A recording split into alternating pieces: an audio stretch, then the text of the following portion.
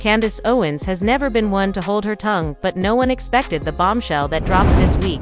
A leaked phone call between Candace and Erika Kirk has set the internet on fire, with fans calling it one of the most shocking betrayals in conservative media history. Voices were raised, tears were shed, and the fallout has left friendships, reputations, and alliances hanging by a thread. It all began with a quiet rumor. Whispers spread through online circles that something had gone terribly wrong between Candace and Erika, the two women who once called each other sisters. They had shared stages, podcasts, and political ideals. They had built a public image of loyalty, faith, and unity. But behind the scenes, something darker was brewing. Then came the leak.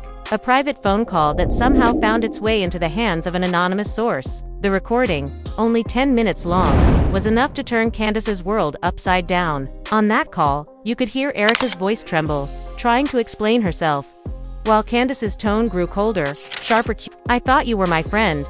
Candace's voice cut through the static. "But you went behind my back." Within hours, clips of the call flooded social media. Hashtags exploded. Fans who once admired both women were suddenly forced to take sides. Team Candace and Team Erika began trending as the internet turned the private pain of two friends into a public spectacle. What was the betrayal? No one could say for sure, at least not yet. Some claimed it had to do with a secret project Erika had been working on without telling Candace. Others said it involved money, politics, and a man powerful enough to divide their entire circle. A few even believed it was personal, something rooted in jealousy and broken trust. People close to them began speaking out in cryptic tones. "You never really know someone until money and fame get involved," one insider said. Another hinted that Candace had been warned but didn't want to believe it. Even Erika's husband, Timothy, was reportedly blindsided by the news and had to step away to process what he'd heard. Meanwhile, Candace was silent for a while. No tweets, no statements, no appearances. Fans waited, refreshing her page every hour, until finally, a single post appeared. "Truth always comes to light." That was all she wrote. And just like that, speculation turned into frenzy. Behind the scenes, sources say Candace felt humiliated, betrayed by someone she once trusted like family. The phone call wasn't supposed to be heard by anyone else. It was raw, emotional, and deeply personal. And yet, now it's the center of a storm threatening to ruin everything both women built. And if the whispers are true, this leaked call was only the beginning. Because what came next? The confrontation, the accusations, the shocking revelations would push their friendship and their public images to the breaking point. Stay tuned, because what you're about to hear next is the side of Candace Owens and Erika Kirk that no one was ever meant to see. The night the call leaked, the atmosphere around Candace's circle turned electric. Her phone buzzed non-stop, messages pouring in from friends, reporters, and people she hadn't spoken to in years. The silence she tried to keep was breaking under the pressure of the world demanding answers. Erika's name glowed across her screen again and again, but Candace refused to pick up.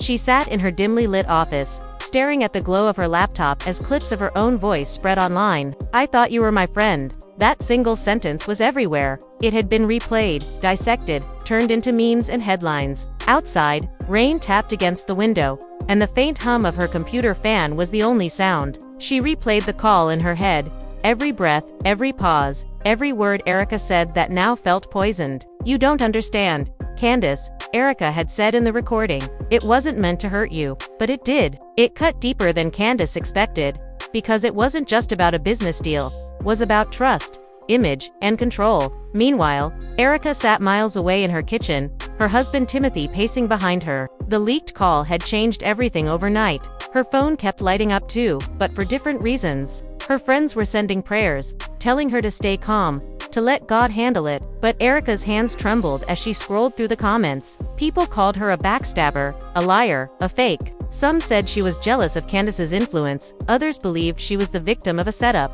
She couldn't sleep, couldn't eat, and the worst part was that she didn't know who leaked the call either. Timothy finally spoke, his voice steady but low. "You need to talk to her. This can't stay out there like this." Erika shook her head. "She won't listen. She thinks I betrayed her." Timothy sighed, looking out the window. "Then maybe it's time to tell the truth. All of it." Those words hung in the air, because the truth wasn't simple. What started as a disagreement over a project had spiraled into something darker: competition.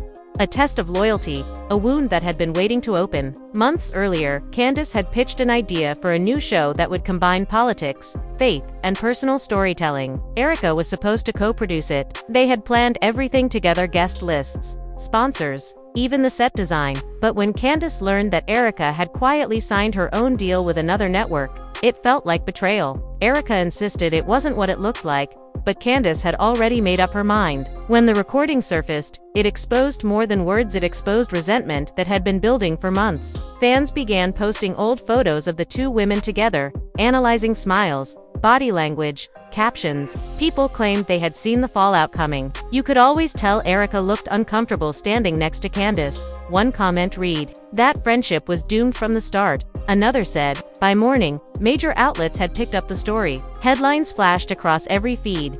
Candace Owens betrayed by close friend. Faith-based feud rocks, conservative circles. Private call reveals shocking rift. Reporters were stationed outside Candace's studio. Paparazzi followed Erika to church. Their carefully crafted reputations were unraveling in real time. Candace's assistant, Maya, knocked softly on her office door. "They're waiting for your statement," she said. Candace didn't look up. "I have nothing to say. The network wants to know if you'll still go live tomorrow." Candace's jaw tightened. "Of course. Why wouldn't I?" Maya hesitated. "People are saying things, Candace. They're twisting everything. Let them," Candace replied coldly. Truth doesn't need defending. But deep down, she wasn't so sure. She could feel the doubt creeping in. The ache that came from realizing she might have been wronged in ways she still didn't understand. That night, Erika finally posted a message of her own. Her statement was brief but emotional. "We all make mistakes. I never meant for private words to hurt someone I care about. Please stop the hate." Within minutes, comments flooded in. Some called her manipulative.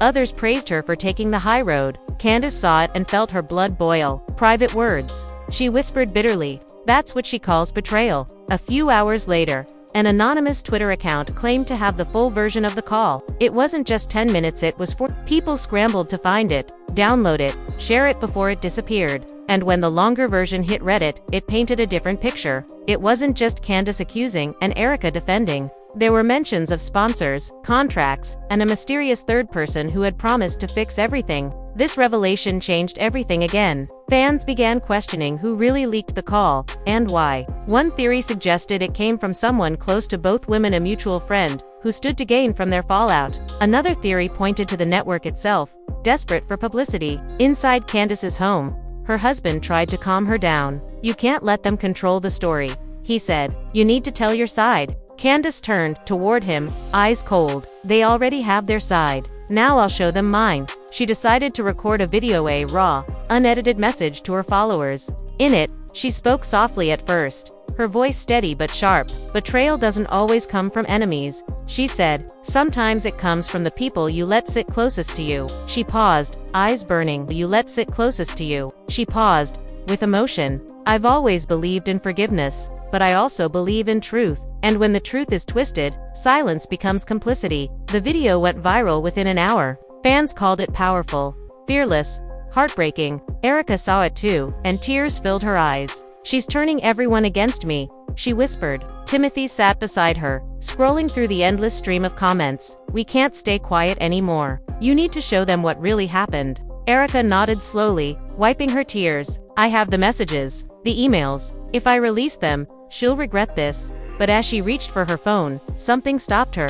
A memory. Candace laughing with her at dinner 2 years ago, when they were still inseparable. The way they used to pray together before big events. How they called each other sisters in faith. The memory hurt more than any headline. Yet, across town, Candace was having her own flashbacks, the long nights planning their show, the phone calls full of encouragement, the trust that once seemed unshakable. But now that trust was gone, replaced by suspicion and bitterness. And while both women struggled with anger and heartbreak, a shadow was moving quietly behind the scenes, someone who knew exactly how the call leaked and why. Because this betrayal wasn't just emotional, it was strategic. And soon, the real reason behind the leak would come to light, pulling everyone into a storm that no apology could fix. The morning after Candace's video went viral, the internet had already chosen sides. Her name dominated every trending topic, while Erika's reputation was being shredded in real time. Yet, somewhere between all the chaos, an unsettling question kept circling online.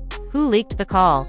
And why now? Reporters dug deeper, influencers speculated, and fans turned into digital detectives. It wasn't just gossip anymore. It was a full-blown investigation. Candace, despite putting on a composed face, was unraveling inside. She sat before her mirror, makeup half done, staring at her reflection. "They want a show," she muttered under her breath.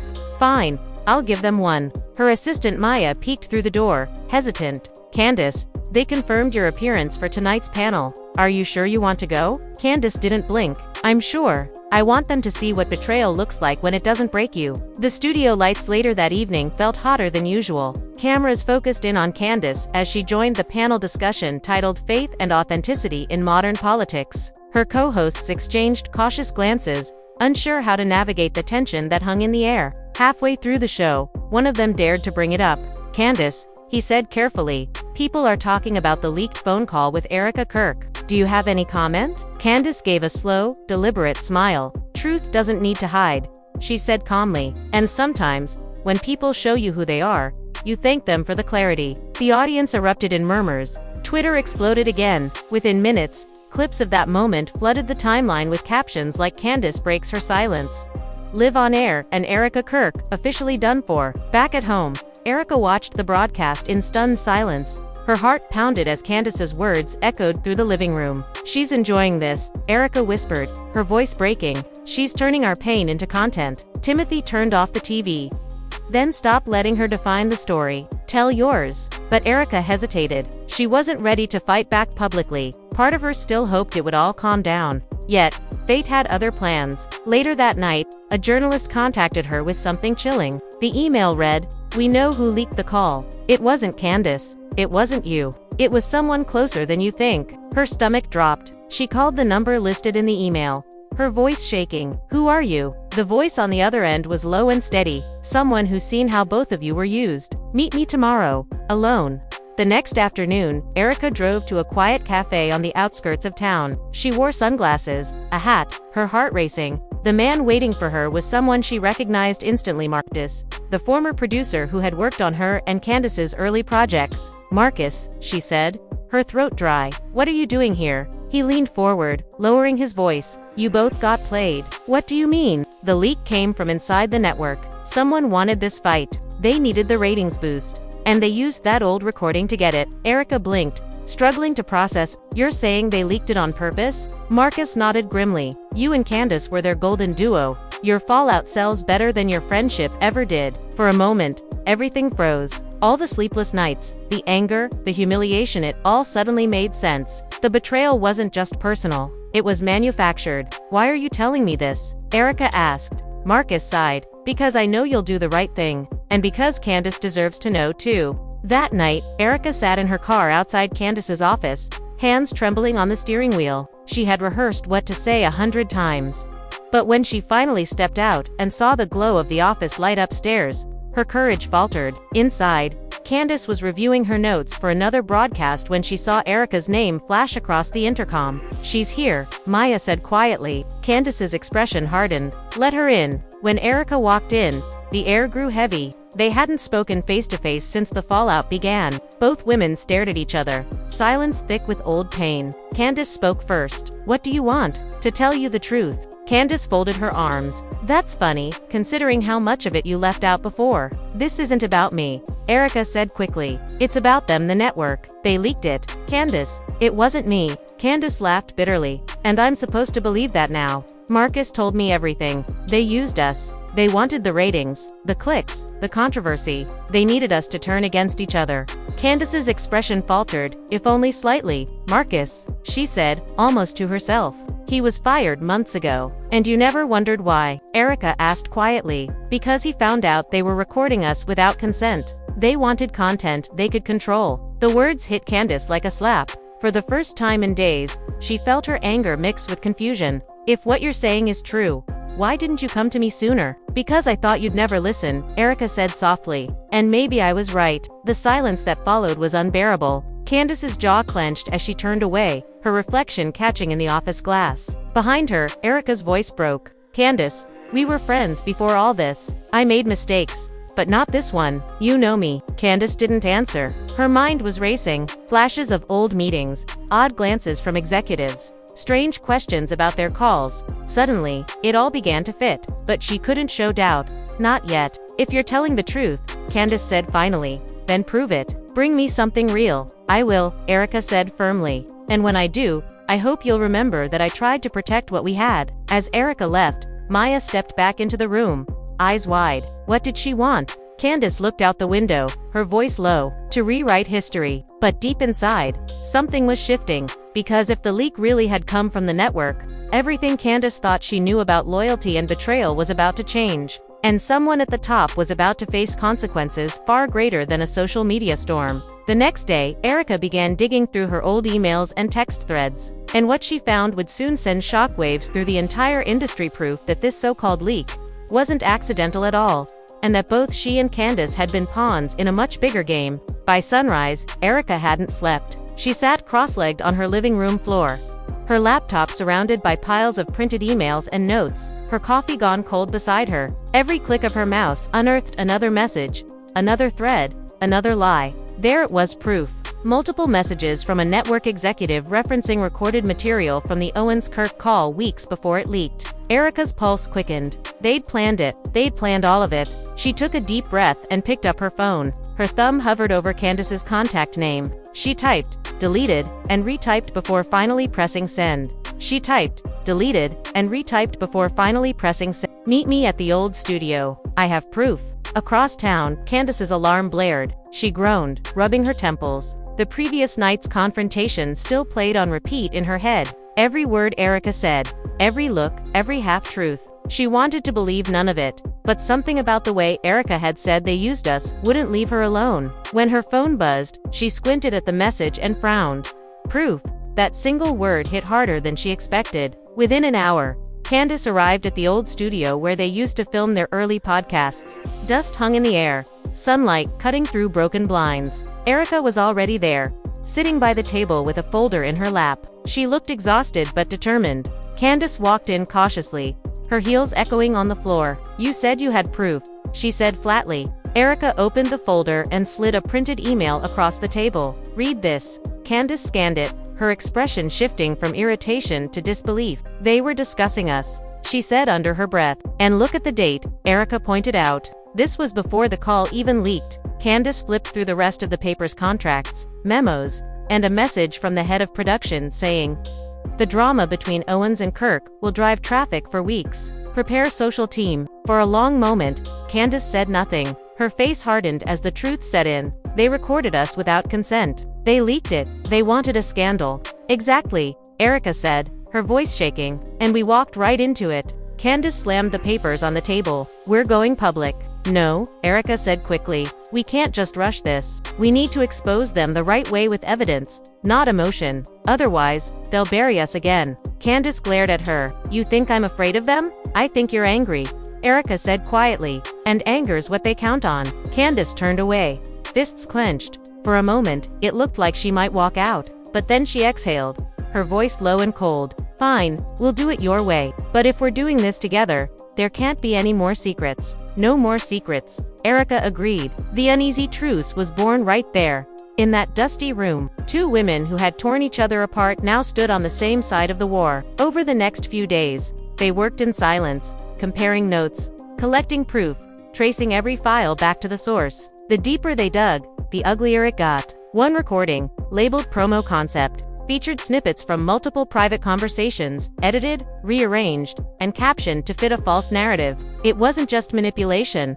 it was orchestration. Candace leaned back in her chair, disgusted. They turned our friendship into a product, and our pain into profit, Erika whispered. It wasn't long before word got around that the two were seen together again. Paparazzi caught photos of them leaving a restaurant, sparking fresh rumors.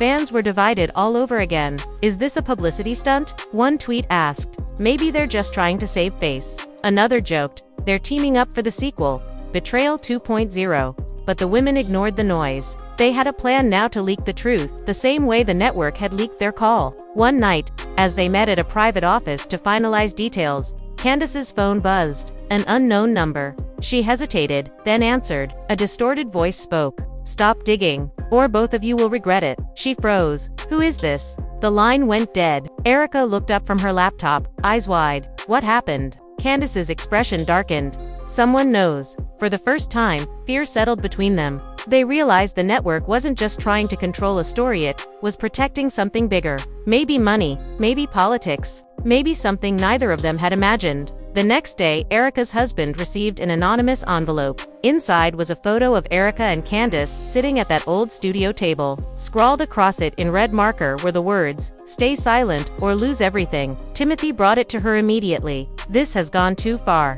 he said. "You need to stop." Erika's hands shook. "I can't. They want me scared. I'm done being scared." Candace, too, refused to back down. She contacted her lawyer, explaining everything. "If they want war, they'll get it," she said. But before the legal team could act, the story took another twist. A new clip surfaced online, this time showing Erika crying and saying, "Maybe it was my fault." It looked like a confession, but the audio was edited. Fans went wild. She admitted it. They wrote, "Erika's lying again." Candace saw it and felt rage bubbling up again. "They're still controlling the narrative," she said through gritted teeth. Erika buried her face in her hands. "They're destroying me." Candace stood, pacing. "Then we'll destroy their game. We'll expose the whole system." They decided to go live together, one joint broadcast, unfiltered, where they'd reveal everything. No producers, no scripts, no cuts, just truth. The night before the broadcast, both women barely slept. Candace sat in silence, her Bible open beside her, trying to find peace. Erika prayed with her husband, asking for strength. The internet buzzed with anticipation. Nobody knew what to expect. When the cameras went live, over 1 million viewers tuned in within the first 5 minutes. Candace began, her tone calm but fierce. "For weeks, you've heard stories about betrayal, lies, and division. Tonight, we're telling you the truth." Erika nodded, tears in her eyes. "We were manipulated. Our conversations were recorded, edited, and sold. They made our pain their profit." Candace held up the printed emails. "Here's the proof. This isn't rumor. This is what happens when power and greed meet friendship." The comments section exploded. Viewers flooded the stream with support, shock, and anger. Major outlets started covering the live event in real time. Hashtags flipped from "cancel Erika" to "cancel the network." But just as they were gaining momentum, the stream suddenly cut out. The screen went black. Candace jumped up from her chair. "What happened?" Erika stared at the blank monitor. They pulled the feed. Somewhere in a control room neither of them could see. A team of executives watched the outage unfold, whispering to one another. "Shut it down before they go further," one said. "If that footage gets out, we're done." But the footage wasn't gone. Candace's assistant, Maya, had been recording the entire session separately on her phone, and she had no intention of letting it die in silence. The next morning, she uploaded the full uncut video to multiple platforms under anonymous usernames. And within hours, it was everywhere. The world finally saw the truth, the manipulation, the setup, the greed. But what none of them realized yet was that this exposure wasn't the end of the story. It was only the spark that would ignite something even more explosive, something that would drag powerful names into the light and test whether Candace and Erika's fragile alliance could survive what came next. As the evening sank deeper into its cold silence, the hallway outside Diddy's block echoed with the heavy stomp of guards. Something unusual was happening. Inmates sensed it long before they were told anything. Whispers started rolling like smoke through the air. A raid was coming. Word spread that the feds were tightening security after an alleged leak of Diddy's first prison photo hit social media that morning. Guards stormed the cells, yelling for everyone to stand back. Diddy sat on the edge of his bunk, face tight, hands gripping his knees. He didn't say a word as his cell was torn apart, mattress flipped, letters scattered, toiletries dumped into a pile. The guard paused, staring him down. "You got something you want to tell us, Combs?" Diddy didn't flinch. "I don't talk. I survive," he said quietly. The guard laughed under his breath and walked off. But the moment was electric. Everyone in the block knew he'd just drawn a line. He wasn't the same man who entered Fort Dix weeks ago. Later that night, a correctional officer slipped a folded note through his bars. No name, just 5 words. "You're not safe in here." He opened it slowly, his jaw clenching. The meaning was clear. Someone wanted him broken, maybe silenced. Rumors of a possible gang connection swirled, with inmates claiming that ROC Nation ties ran deeper than anyone thought. One prisoner, known only as Big Reek, claimed he overheard that the leaked photo wasn't random, that someone inside was paid to humiliate Diddy publicly, to remind him he wasn't untouchable anymore. In the following days, Guards kept him he wasn't untouchable anymore. In the following days, guards kept him under tighter watch, but the humiliation lingered. The world outside feasted on his downfall, dissecting every blurred image and rumor. Bloggers made their money, fans argued, enemies celebrated. But behind those walls, Diddy began writing, scraps of notebook paper filled with lines about power, betrayal, and fame's false promise. Some inmates mocked him, others listened in silence when he read his words out loud. For the first time, his fame didn't buy him attention, his pain did. A few nights later, a guard caught him staring at the barred window, whispering something under his breath. When asked what he was doing, Diddy said, "Just talking to God, seeing if he still remembers my name." His tone wasn't arrogant anymore. It was stripped down raw. The once feared mogul was now a man wrestling with the echo of his own choices. Somewhere in that cold cell, he began to face what power had turned him into. Not a legend, not a king, just Sean, the man who finally had no one left to lie to. And as the lights went out again in Fort Dix, the same whispers that once mocked his fall now spoke in hushed awe. Because even in chains, Diddy still found a way to turn pain into a story no one could look away from. The story you just heard isn't only about a man losing his power. It's about what happens when the mask falls off, when the world strips away the cars, the cash, and the fame, and all that's left is the person who used to run it all. Diddy's life has been a mirror, one reflecting everything the entertainment world worships: power, excess, reputation. And now, with those same hands cuffed, the reflection looks different. It's darker, quieter, and real in a way people aren't used to seeing. But here's the thing. What's happening inside those prison walls isn't just punishment. It's transformation in public view. While everyone outside argues over headlines and lawsuits, inside, he's facing the kind of silence that can only come when the noise is gone. And that silence changes people. It forces them to hear themselves for the first time. So if you've been watching this saga unfold, ask yourself what part of it holds your attention. Is it the downfall? Or the fact that deep down, we all know power can't protect anyone forever? No matter how you see Diddy, this story reveals a truth that can't be ignored. No one is untouchable. Not in fame, not in fortune, not in freedom. The same system that built him up is the one now holding him in place, forcing him to answer for years of unchecked control. And maybe that's why the world can't look away, because in watching his fall, we're also watching our culture's reflection, our obsession with idols, the rise and ruin of people we once praised. What happens next is uncertain. Will he come out bitter, or broken, or changed? Will the people who once cheered for him turn away completely? Or will they see pieces of themselves in his downfall? Time will tell. But one thing is sure. The story of Diddy behind bars isn't over. And neither is the story of the industry that created him. So keep your eyes open, because every image, every leaked photo, every rumor, each one carries a clue about how fame eats its own, about how easily power flips into prison. We'll keep following it here, step by step, uncovering what really goes on behind the walls and behind the headlines. If you're new here, this channel isn't about gossip, it's about truth behind the glitter, the reality behind the persona, and the price of living under the spotlight. Subscribe if you haven't already. Hit the bell so you don't miss what's coming next. Because the next chapter of this story is already unfolding, and the silence around it says more than any headline can. And for everyone who's been following our deep dives from the beginning, thank you. Every view, every comment, every moment you spend thinking past the surface is what keeps stories like this alive. Power doesn't end in an instant. It fades. It crumbles slowly, under the weight of the truth. And right now, that truth is standing in a cold prison cell, wondering how the same world that once bowed down could turn away so fast. When you close this video, remember this. The world doesn't destroy people for their mistakes. It destroys them for pretending they didn't make any. Watch the next upload, share your thoughts, stay curious, stay awake, and never forget that every fall you witness holds a lesson about the cost of power. This is more than a scandal. It's a warning, and we'll be right here, bringing you every hidden angle, because some stories aren't meant to fade quietly.